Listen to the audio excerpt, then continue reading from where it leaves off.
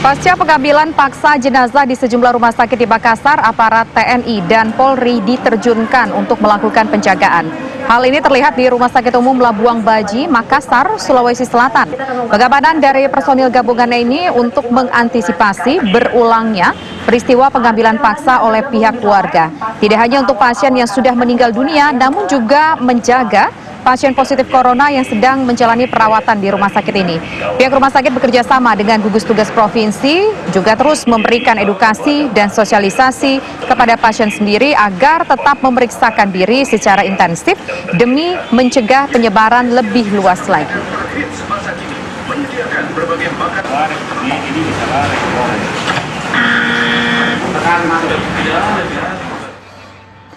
Dan pemirsa, saat ini kami sudah terhubung dengan Kabid Humas Polda Sulawesi Selatan, yaitu ada Kombes Pol Ibrahim Tompo. Selamat malam, Pak Kabid Humas. Selamat malam, Tisa. Selamat malam, TV One. Ya, selamat malam. Pak, kita ingin tahu bagaimana perkembangan terkini dari peristiwa penjemputan paksa jenazah COVID-19. Bagaimana dengan sejumlah tersangka yang apakah sudah ditetapkan dan bagaimana dengan hukuman mereka, Pak?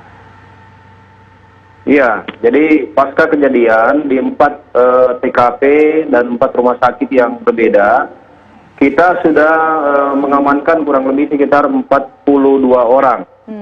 Dengan 2 hari melakukan upaya-upaya untuk mengamankan beberapa orang tersebut. Nah, dari 42 orang tersebut, pada hari pertama kita sudah menjadikan tersangka sebanyak 10 orang. Kemudian pada kemarin malam, setelah kita mengamankan kembali 9 orang, kita menaikkan statusnya 2 orang lagi menjadi tersangka. Jadi sampai dengan hari ini, sudah 12 tersangka yang kita tetapkan dengan kejadian tersebut. Untuk penyidikannya, kita tetap intens untuk melakukan pengembangan, karena masih ada beberapa nama yang disebutkan pada saat kejadian di 4 TKP tersebut. Pak Ibrahim Tompo, ini kan mereka bisa dikatakan orang dalam pengawasan ya, karena berupaya mengambil jenazah yang positif COVID-19. Nah, ketika mereka ini ada, kalau tidak salah sekitar 12 orang ini ditangkap oleh pihak kepolisian, apakah mereka mendapatkan treatment khusus di tahanan, di lapas? Apakah ruangan mereka dipisah dengan sejumlah tahanan-tahanan lainnya? Iya, jadi terkait dengan pemeriksaan, kita juga melakukan antisipasi agar jangan sampai ada penyebaran COVID, terutama terhadap para orang-orang yang memang kita indikasi terduga terlibat dalam kejadian-kejadian tersebut. Untuk itu, sebelum melakukan pemeriksaan terkait penyidikannya, kita melakukan tes rapid terhadap semua orang yang kita amankan tersebut. Nah, dari hasil pemeriksaan rapid ini, ternyata pada hari pertama itu kita menemukan ada 5 yang reaktif.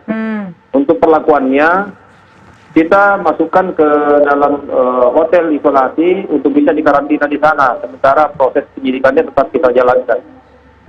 Nah, Pak, dari pemeriksaan terhadap mereka yang sudah ditetapkan menjadi tersangka ini, apakah terungkap apa motif utama mereka? Apakah betul karena emosi sesaat, karena rasa sedih mereka, atau bagaimana, Pak? Iya, jadi dari pendalaman yang kita dapatkan, memang berbagai alasan sehingga mereka terlibat dalam situasi tersebut. Dari keluarga sendiri menyampaikan bahwa ada ketidakpercayaan bahwa pasien atau keluarga yang mereka mau jemput itu merupakan pasien COVID.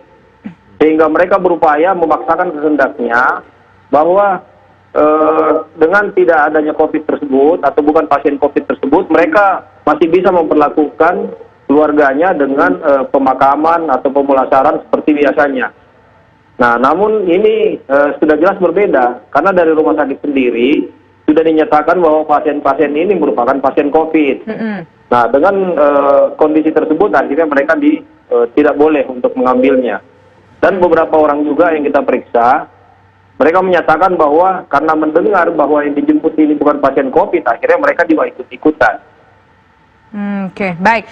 Terima kasih Pak Kombes Pol Ibrahim Tompo, Kabid Humas Polda Sulawesi Selatan atas waktunya bersama kami di program Kabar Petang.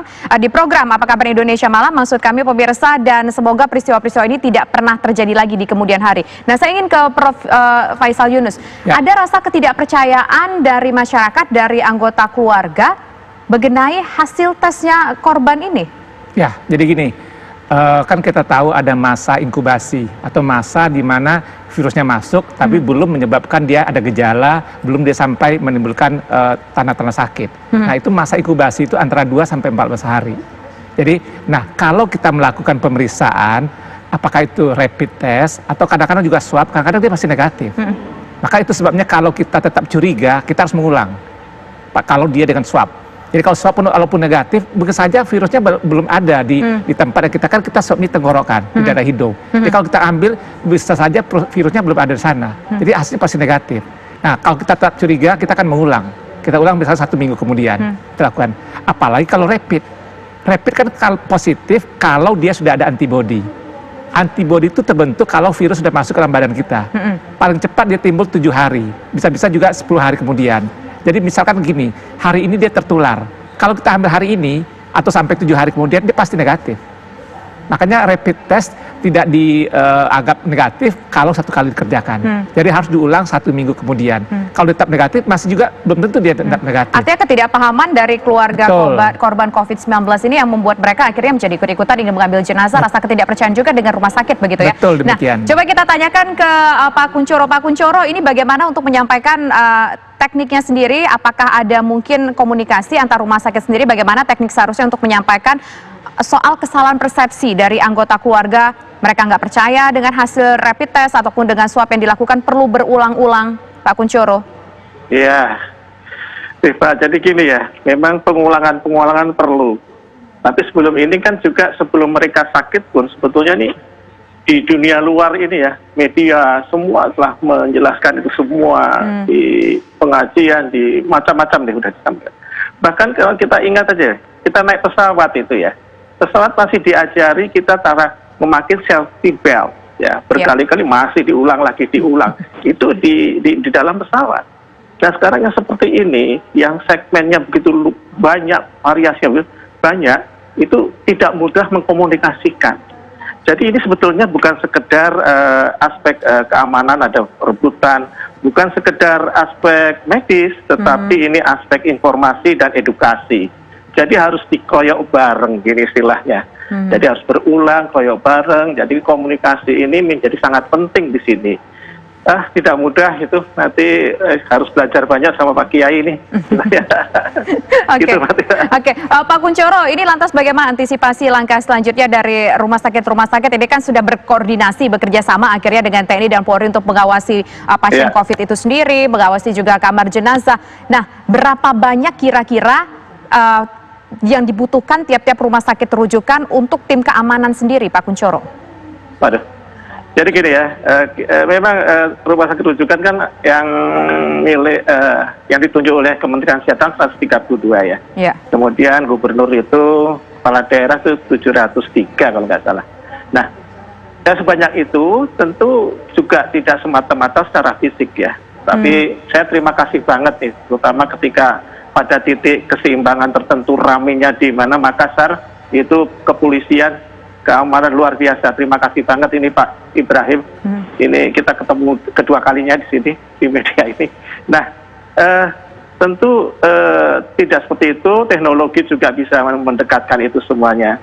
Nah, begini Mbak Tina, rumah sakit itu semenjak dulu itu di pelayanan publik pelayanan kemanusiaan itu dibentuk sebagai organisasi yang selalu belajar, ya selalu belajar untuk mengadaptasikan perubahan yang terjadi, gitu, perubahan baru yang terjadi terus menerus. Nah, kalau toh ini terjadi, tentu langsung bahwa rumah sakit itu secara otomatis dia akan melakukan satu proses belajar untuk agar itu tidak terjadi lagi. Termasuk dia harus menjawab, mengisi ada kewajiban yang ketiga dari dimensi mutu sebuah rumah sakit. Rumah sakit itu juga mempunyai kewajiban yang namanya people center care. Nah, people center care itu ikut turut serta melakukan proses preventif dan promosi ya, promosi di luar. Baik itu secara direct langsung maupun dengan cara macam-macam lah. Kalau saat ini menggunakan teknologi dan sebagainya. Jadi prinsip dasarnya bahwa rumah sakit itu harus safe. Safe untuk siapa? Safe untuk pasiennya, safe untuk tenaga kesehatannya, bahkan korbannya ini banyak syuhada di sini ya. Oke, baik. Insya Allah. Dan termasuk kondusif untuk lingkungannya. Nah, Oke. ini Mbak Tina ya.